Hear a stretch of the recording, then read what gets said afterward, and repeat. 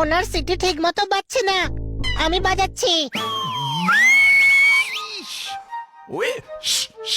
আরে ভাই, উনি সিটি বাজাতে বলছেন না, চুপ থাকার জন্য বলছেন। কিন্তু কেন বলছেন? এমন ঝামেলায় আছি যে কিছু বলতে পারবো না। চাও এখান থেকে, আমি দরজা খুলতে পারবো না। মারো তালি। কি হয়েছে খান্না বাবু? আমার কাছে ব্যাংকের 100 কোটি টাকা আছে। এই পৃথিবীর কার ওপর ভরসা করব বলো? আপনি নিজের ব্যাংকেরই 100 কোটি টাকা চুরি করেছেন। আরে চুরি করিনি, নিয়ে এসেছি। সেটাকেই চুরি করা বলে?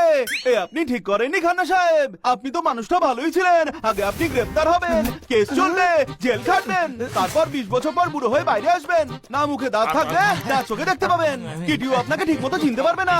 কি লাভ এই টাকায়? কি লাভ বলুন, কি লাভ? লোভ মানুষকে নরকের পথে ঠেলে দেয়। কোনো প্রশ্ন? তোর কি মনে হয় জোরদার?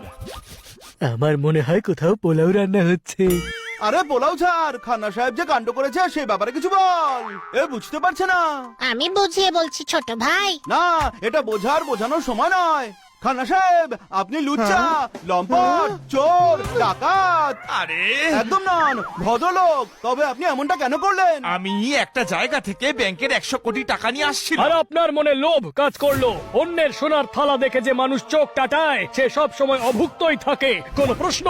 আরে পুরো কথাটা তো শোনো। পুরো?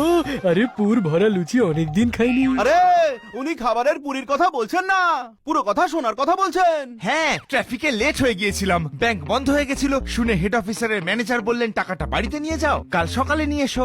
আরে আপনি ভয় পাচ্ছেন কেন? রাত পারলে চারিদিক নিঝুম হয়ে যায়, সেই সুযোগে যদি আমার টাকাটা চুরি হয়ে যায়। কি যে বলেন! সারা জীবন ফ্রিতে চাকরি করলেও সেই টাকা শোধ করতে পারবেন না। নিজের ভাগ্যকে পায়ের তলায় পিষে দিয়েছেন আপনি।